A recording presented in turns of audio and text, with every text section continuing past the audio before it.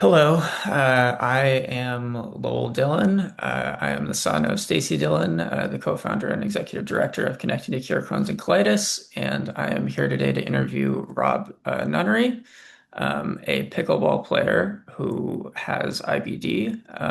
Hi, Rob. How are you doing today? Hey, Lowell, doing well. Thanks for having me and excited to chat. Yeah, super excited to talk. Can you just tell us a little bit about your diagnosis and just sort of early experience with IBD? Yeah, of course. So 2022 was when the symptoms really came on pretty aggressively, and symptoms being perianal abscesses. So not so much, you hear Crohn's and a lot of people immediately just think, stomach and stomach pains and urgency and that kind of thing. And I had never really experienced that.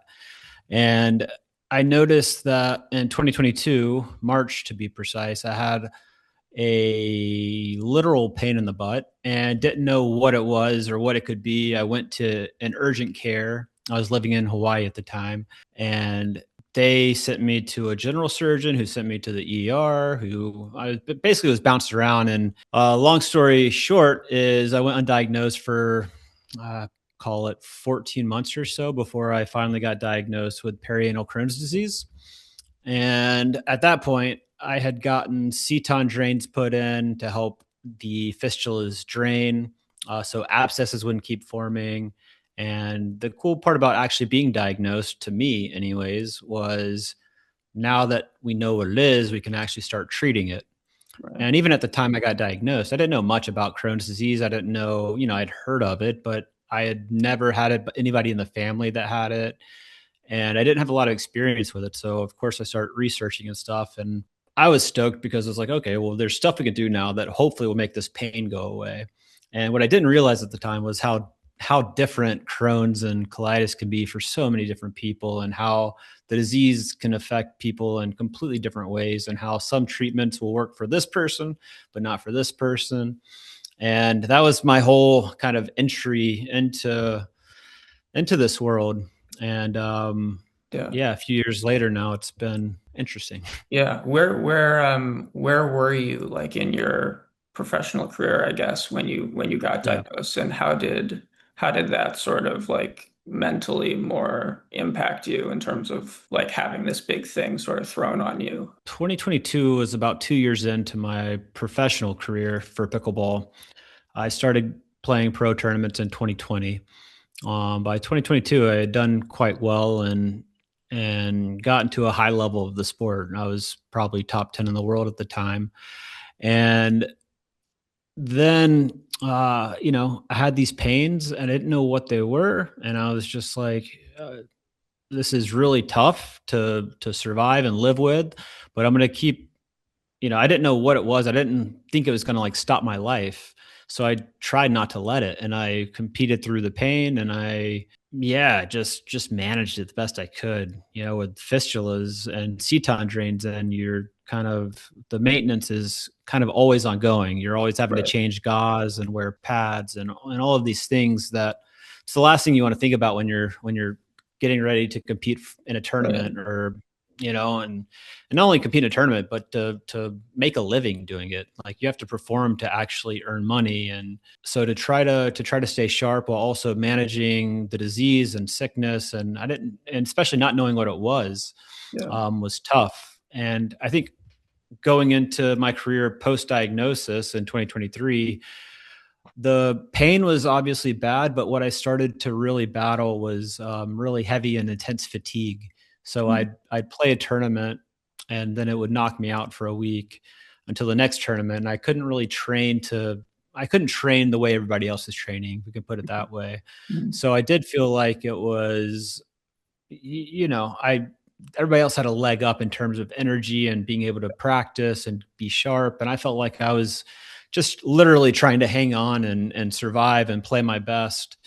And over that time period, I had pretty good partners that were able to help carry me to some good results. But it got increasingly more difficult to compete at the pro level as kind of the disease progressed and developed. What was the thing that helped you or made you sort of want to share your experiences pretty vulnerable way? It's it's still weird for me because like you'd look at my social media and you'd be like, oh, this dude's very open about his disease and like what he goes through and his procedures and surgeries, and like probably too open sometimes.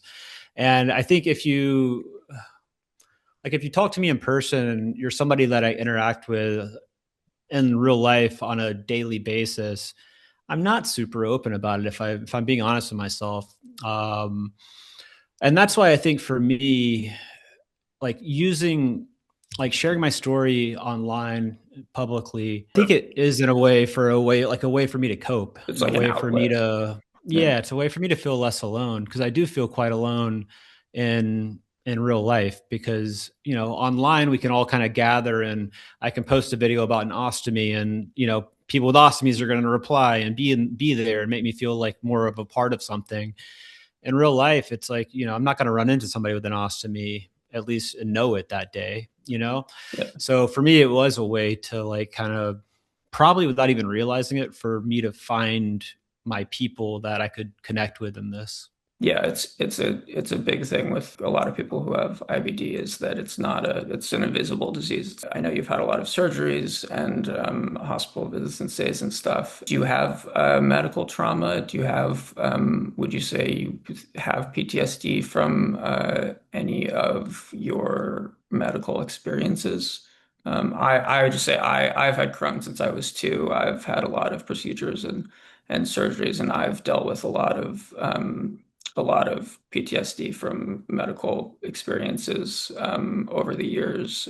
Yeah, I think more so just recently with a recent procedure, and I can share a bit about that, but just so I understand from your perspective, Yeah, with some of the PTSD that you experienced, was it from procedures that didn't go well? Was it from yeah. the results of procedures that didn't turn out as expected? Like, what was it? Mostly procedures that didn't go well, or being in the hospital, being inpatient in the hospital, and just having really bad experiences with, doctors or nurses, or being in a lot of Mm, pain and suffering a lot. And yeah. I've had surgeries.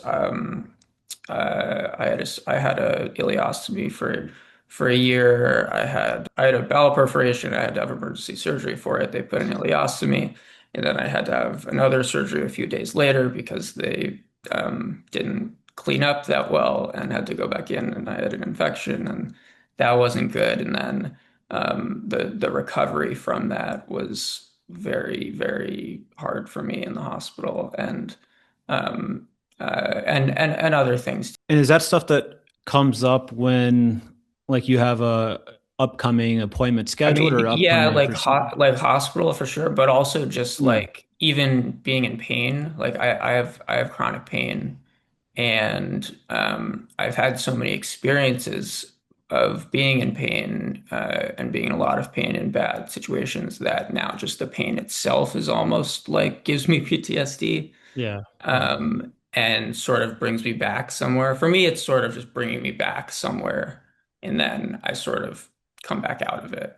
Dealing with stuff from 2 years old, a lot of that happened probably when you're quite young and like really imprinted pretty heavily. Yeah, It must be tough. yeah, exactly. Also, I mean, part of it is also I was diagnosed so young that I don't really remember a time before being diagnosed. So Yeah. this is sort of my This is all you know. normal. Yeah, Yeah, sort of yeah. my normal. And most people get diagnosed in their teens or young as a young adult. Yeah, so I think with, Yeah. with with my PTSD, I would say up until this year, I would have like just said no, which probably also is not true. But it became a bit more obvious for me this year. Like before, like colonoscopy is just random stuff at the hospital. Even like the colorectal surgeries I would have to get done. Um, all of them were pretty, I don't want to say basic and smooth, but it was like I didn't dread going into the hospital for an operation. It would be like I was in a lot of pain kind of all the time. I was like, this is going to feel like I'm going to get anesthesia. I'm going to get like a good 5 hour, like hard, deep sleep, deep nap and wake up and feel much better than I have been. Um, and that often was kind of the case. But then with the APR proctectomy earlier this year, I had a really brutal, honest, just if I'm being honest, it was not a great recovery. There was a lot of issues um, when I was inpatient in the hospital with nurses, with like you mentioned, with pain. Um, I remember the literally the first night, maybe the second night, either way, I should not have been trying to get to the bathroom on my own, like on my own from the Yeah, hospital bed. And I was hitting the call button for what felt like 2 hours in the middle of the night. And I was like, I'm either going to mess myself here. I'm going to get to the bathroom. And yeah, I probably, like looking back, it was a miserable choice to make between the two, but I tried to get to the yeah, bathroom, and then, yeah, just like needing pain relief. Like they made it seem like I was like a drug addict, like that. Like if I'm just asking for pain relief because my pain's a 10 out of 10, they're yeah, like, well, is your pain always 10 out of 10? It's like, like kind of weird yeah, little subtle underhanded comments that made yeah, me not feel great about it. It's like, so I'm in pain. I'm in a hospital trying to be cared for. And now there's like this weird undercurrent of like kind of them like wondering or questioning if this is just me trying to get drugs. And yeah. so It's stuff like totally that. dealing with doctors in the hospital now has, because of that issue and other things, has just become so anxiety provoking unto itself. And you're not helping anyone, and especially just after being in surgery. I mean, I had an experience where when I had something sort of similar, not really after the my uh, bowel perforation ileostomy was placed, like 3 days later, I still couldn't move, couldn't get out of bed, and the nurses were like forced, like getting me up. Like they were like, "You have to walk. You have to start walking. You have to. This is what happens after surgery. You got to get up, start walking." I was like, Mm, "No, I'm in so much pain. I can't even do it. It doesn't make like I can't." Like I literally couldn't sit up to get out of bed. I was in so much pain, and they were yeah. like, "You have to start walking." And then it took 4 days total, I think, to until they did another scan or whatever and found that they didn't clean up the rest of my stomach properly, and there was an infection there. And This is another thing that fascinates me because I kind of made the decision to get the ostomy because yeah, it was my next best case scenario for Mhm. quality of life. Did you just did you have It, an operation and you just woke up with one? I had a double balloon colonoscopy, which have you had one of those? Or it's so No. they go in with a little balloon for that they to dilate strictures. So they go in and they find they get to a narrowing or something, and the balloon inflates it so they can keep going. Got it. And I had a lot of inflammation at the time as was happening, and during that procedure, my bowel perforated, and Mm, they didn't actually know that that had happened. So I woke up and I was in pain, and they were like, "Oh no, it's just normal like post post colon." surgery, Yeah, yeah. it was like they were Or like post colon. post Yeah, after the colonoscopy. Oh, you have air in your stomach. It's probably just that. It's got it. it'll probably be okay. So we went home. I think I was lying on the ground in the bathroom for about 2 hours before we went back to the ER. And Mm, they took me for an X-ray. And I remember it was funny because we went back to the ER, took a little bit to get to the room. I was in excruciating pain, saw this person, and then it was like, can we, like, it was taking a while. And then finally we saw the doctor came in, or someone on the surgeon's team came in and did the X-ray and was like, we need to take him to surgery immediately. Like we gotta go. yeah. And so yeah, and then they did the ileostomy then, and then they had to go back in 4 days later to clean up the rest. And then I had the ileostomy for a year before it was taken down. And And I imagine if it's temporary in your case, it's like for me, it's like I want to learn the playbook because I know this is going to be my playbook for the rest of my right, life. right. For somebody in your shoes, it's like it's almost like you don't want to learn the playbook because you don't want to have this thing, you You know? almost don't want to believe it. Yeah. Yeah. It's like, Yeah. yeah. And also I was younger and not as, I don't know. Um, It's a uh, lot. it's a lot. How old were you? It was just before I turned 13, so I was 12. It's I a was tough in age too, right? Yeah. seventh grade. Not the best time for that, but learning how to deal with the ostomy and playing pickleball, I imagine also. Not I easy. mean, but Yeah. at the same time, I'm at an age where I'm like emotionally equipped to, or Yeah, I know. sometimes Well, it's I'm also, emotionally but equipped to in handle. a way, it's also like easier for a kid, like to just like, this is what's Yeah. happening. Yeah. I got to get through it. Like, it wasn't Kids like, care less about what people think. Yeah. yeah, well, it wasn't really Well, like sometimes that. at certain ages. Yeah. Sometimes. Do you have symptoms when you're playing? So I asked this question to Jake Diekman, who's a pitcher. He Mhm. he said that when he's pitching, he doesn't think about his disease at all. It's just not in his mind because he is so focused in. So I was wondering if you have sort of active symptoms while you're playing, or Yeah, I think it's changed a little bit from pre-colostomy to post-colostomy. Pre-colostomy, I would say symptoms while I play are like it was mostly fistula pain, kind of this deep aching pain that would get worse if I sat for extended periods of time or stood for extended periods of time. But when I'm actively playing and in a match, even if I'm practicing, like I don't notice it at all. And to me, it's like and then afterwards, it's like a great mental relief. Just like mental health wise, I always said this is like, I don't know if this is the best thing for me to do to keep playing, but at the same time, if I didn't do this, I think my mental health would have been way, way worse.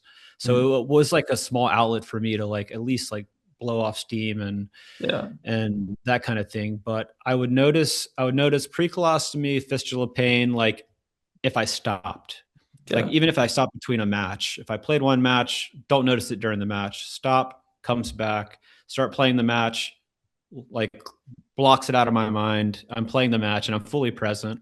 And I think that's why I wanted to like why I liked playing so much was it was like my only escape from the disease. It felt like it yeah, was my only way to really just be without it for a little bit. And then I would pay for it after, like for a tournament. I would play, and then it would really wipe me out after. And then post colostomy, the pain got a bit better from the fistulas, at least for the first few months, and then I was just trying to figure out how to like play with the bag and how to like yeah. properly time things, I was how to gonna manage, ask. Yeah, yeah, how to manage the bag while I'm at a tournament. Tournaments they can go from 8 a.m. to 8 p.m., so it's like you yeah, really have to try to time out. You have to understand like when your output's going to come out typically. You have to eat the things that right. are not going to give you like weird output or Yeah, different timing output. So there's just a lot more to manage yeah, when you have the ostomy. And so like active symptoms, like I would feel it going sometimes, like when I'm playing, like midpoint, but it's not like pain, right? It's not like yeah, yeah, yeah. it's a Yeah. weird No, symptom, but it's not yeah, like a painful symptom. yeah, So yeah. it's No, more of just like the yeah. ostomy's been more management instead of like the pain management. I find it very inspirational how much you do share and have shared because a lot of people, it's a very hidden disease, and uh, even for me it's difficult to share. I guess I was wondering what benefits you've seen for yourself from being so vulnerable about it, and maybe to, inspire other people to be more vocal about it and open up more about it. I think there's actually a pretty specific moment where I remember I was just like, I think another thing that we experience we have stuff like this, especially when you don't really know what it is or like what your body's doing or what's going on, is you think like you might be the only person in the world that's dealing with this, you know? You're like, why? I know nobody in the world that's had this, or like, and even when I kind of look stuff up, I don't see very similar things. Yeah. And then I remember I saw a research study on perianal Crohn's disease, and it just talked about, it did basically a survey of patients that had the disease and like what their quality of life is, and that was the study. It was based on their quality of life, and how can we, with the intent being, how can we make these lives better? How can we make quality of life better for patients that have fistulas, perianal Crohn's disease? And just reading that study, it was like the biggest, like, it sounds weird. I'm reading like a medical study done by, you know, the government in the UK, and it's like it's given me so much relief and like It's like a sense of validation. like, yeah, like, okay, this is real. Everything they're saying is the exact same stuff that I felt. Yeah. So I'm not crazy, and this is a real thing. And that was the first time that I really didn't, I felt like not alone truly. And it felt weird because it was based on a research study, based on people sharing their experience in a research study, not even, you know, so like there's a disconnect there, but at the Yeah. same time I still felt very close to those people Mm. even with that disconnect. So my thought was, well, if if this is the case for me, if I just simply share my story and put it out there, maybe somebody else will get that same feeling that I just felt by learning about this research study. And if that's the case, and it, like, and I felt the relief that it gave me, then if I can do that for somebody else, then what else, like, what else deserves more of my time right now than doing that? And like, there's nothing to me that feels more meaningful, certainly not hitting a pickleball. Mm. And to me, that's, I've gone through stages where like I don't want to post at all. I'm kind of in a stage like that right now where I don't know what I want to share. I don't know. There's lots to share, but I go through these little periods where I'm just like kind of tired of it, I guess. Like it's a lot to share Mm. all of Yeah. your stuff on the Yeah. internet. Yeah. But at the same time, I think back to, you know, man, there's so many nice comments and messages that I get that are just people genuinely being so thankful that I'm sharing my story. And like that's what makes me want to keep doing it. So whenever I get in these ruts of like not wanting to post or not wanting to share something, I try to just not make it about me and make it about the person that would benefit from hearing the message. How'd you get into pickleball, by the way? Just out of Mm. curiosity. So pickleball, I was in this weird gap of having a few year gap between, I had an advertising business and then I was trying to figure out what I want to do next. And I had a friend that has a sporting goods company, and he was talking about how his, you know, the fastest growing category in the sporting goods that they're selling, this is in 2018 or 2019, was pickleball. And he's like, we always track like, you know, niche sports trends and what's growing and what's coming, all the way from like cornhole to whatever. And he was like, pickleball, we've just seen the steady increase. And this was like 2019. I think pickleball really kind of took off during COVID, you know, Okay. Yeah. 2020, That's, 2021. mm. So he was on the leading edge of that. And he was like, why don't I just send you a paddle? Because a lot of the good players playing pickleball are former high level tennis players. And he knew that I played college tennis. So he sent me a paddle and I signed up for a lesson. This is September 2019. And I was living in Austin, Texas. And I got a lesson from a local guy there in Austin. And after that hour lesson, I went home that day and basically made an Instagram video that said, I'm going to go pro in pickleball in a year and I'm going to document it on this channel. And ever since then, I've done pickleball full time. Bill just fell in love with the sport. It was Oh, got hooked. you Got found your hooked. calling. That's great. Yeah. That's great. Yeah. Yeah. I've never played actually, I gotta say, which You've got to give it a to go. get to that sometime. I will. Yeah. I'm a pretty good ping pong player. Tennis, not so much. Okay. So, Well, if you've got ping you pong, know, then your yeah, hand eye's there and you got reflexes. So yeah. it ping pong translates really well to pickleball. Does it? I was okay. Mm. Good to know. Good to know. All right. Well, thank you so much for coming on. This was really great. Really appreciate your insight and sharing your story with us. Absolutely. I'm honored that you guys thought of me and you had me on, and it was really nice getting to know your story a bit too. And I'm very inspiring to see somebody that's dealt with it their entire life and know nothing else. Um, like for me, that's really inspiring. So thank you for sharing some of your story.